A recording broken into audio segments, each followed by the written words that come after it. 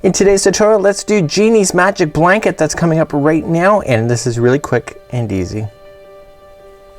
Welcome back to the Crochet Crowd as well as yarnspirations.com. I'm your host Mikey. Today we're going to work on Jeannie's magic blanket, and Jeannie is my assistant and she's come up with a pattern, and we just need 3 balls of the Bernat baby blanket. You can find the pattern information in the more information link of this particular video, and this is a really great easy to use pattern.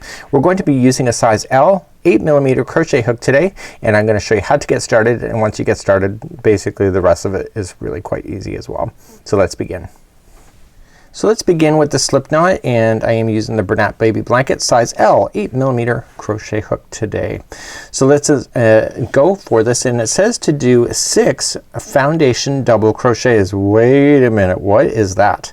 So this is kind of an unusual start, and you know what, why not expand your skills. So let me show you how to do a foundation double crochet. So we want to just only chain 3, so 1, 2 and 3. And what we want to do is that we want to come into the very beginning stitch. So we want to wrap the hook first and going into the very first one. Okay, so it's the very first one way down here. So this chaining of 3 that you'd already started with is actually a double crochet as well. So once you pull through, okay, you have 3 loops on your hook, yarn over, pull through 2 and 2 like a regular double crochet.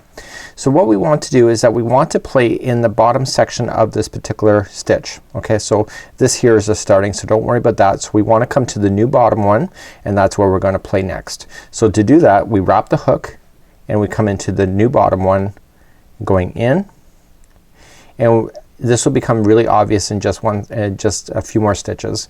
So you want to come in, there's actually 2 strands of yarn here. Okay, that's just like a regular stitch, yarn over, pull through, you have 3 loops on your hook, and there's your double crochet as normal. So what you're doing is you're expanding the borders on both sides. So let's begin. So I'm expanding the stitches on both sides. So we're gonna wrap the hook, come and look down, okay, and grab the new bottom one of the last one that we just did. Just going in, pull through 2 and 2. Okay, so what's happening on here now that we're getting a little bit further, you're having perfect stitches on this side and perfect stitches on this side, and you're having a very thick double crochet foundation row.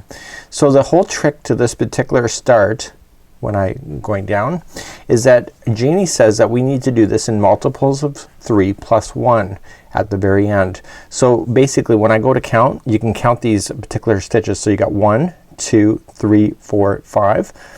And you want to keep them in multiples of 3. So she has a total of 60, but if you want to change the size to being bigger or smaller, as long as you keep it in groups of 3 and then add 1 at the end, you're always going to have success in this particular pattern.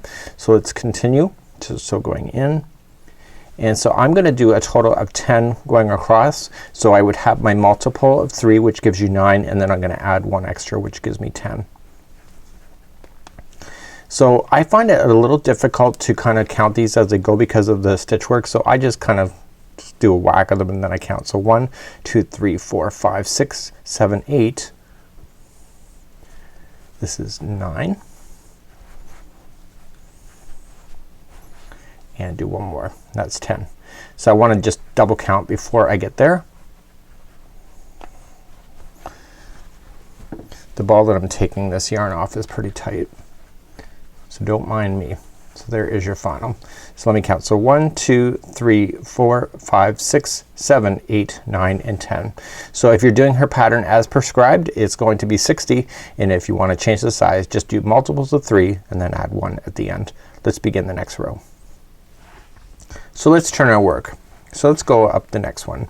So what you have differently than normal crochet is that you would have had a chain and then you built up on the chain, but because we've done a foundation double crochet is that it's all built at the same time.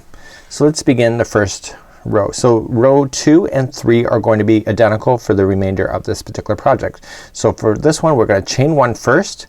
We're going to single crochet into the first one, and then we're simply just going to chain 2, 1 and 2, and then just skip 2 double crochets and single crochet into the next, just like that. That's how easy this is. So you're gonna move across your entire line like that. So you're gonna chain 2, skip 2 and single crochet into the next, and then you're gonna come to the very last section by the time you get all the way down there. So chaining 2, and you'll be single crocheting into the final stitch. So this is how that multiples of 3 plus 1 work out, so that you end up with even sides just like this. So that was row number 2. Let's do row number 3. So let's turn our work and do number 3. Very easy again. We're going to start by chaining 3, 1, 2 and 3, and that counts as a double crochet, and we're going to put 2 double crochets into this next space just like this. So right 2 into there, and then we immediately just jump to the next chain 2 space and just 2 double crochets again, and that's all you're going to do for this entire row going across. Okay, so 2 there. Here's your last one, so by the time you get all the way to the other side, you just put 2 in your final, and we have to put in 1 double crochet into the final single crochet that you have here in order to keep it in balance. So that was row number 3. So now we're going to return back to row number 2 and then 3, 2 and 3 all the way throughout this afghan. So let's turn our work and do row number 2 again. So row number 2, again, very easy. So we're gonna chain 1, okay, single crochet into the first one, then chain 2, 1 and 2. And what we're going to do is that we're going to put in the single crochet right in between the 2 double crochet spaces. Do you see that? So you just got to put it so you see that they're in groups of 2. Just go right into that space and single crochet. So you don't have to worry about any particular stitches. It's nice to work in spaces. It's just easier. Then chain 2, go into the space, okay, and then chain 2, and then you'll just, in this case, you'll just have to go to the top of the chain 3 like that. So let's turn our work and do number 3 again. So number 3, chaining 3, which counts as a double crochet in the chain 2 space. You are going to put in 2 double crochets, okay, and then you're going to jump to the next chain 2 space like that, jump to the next chain 2 space, and you're gonna do that all the way across, and then don't forget you're gonna do 1 double crochet into the final single crochet like so, and then you're gonna start row number 2, or row number, what is that, row number 2 all over again. So turn our work, chain 1, 1 single crochet into the first, then chain 2, and then just immediately jump over to where you see how it's divided.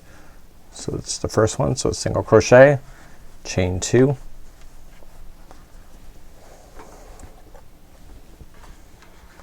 then single crochet into the next space, and then chain 2, and then single crochet into the final top of the chain 3.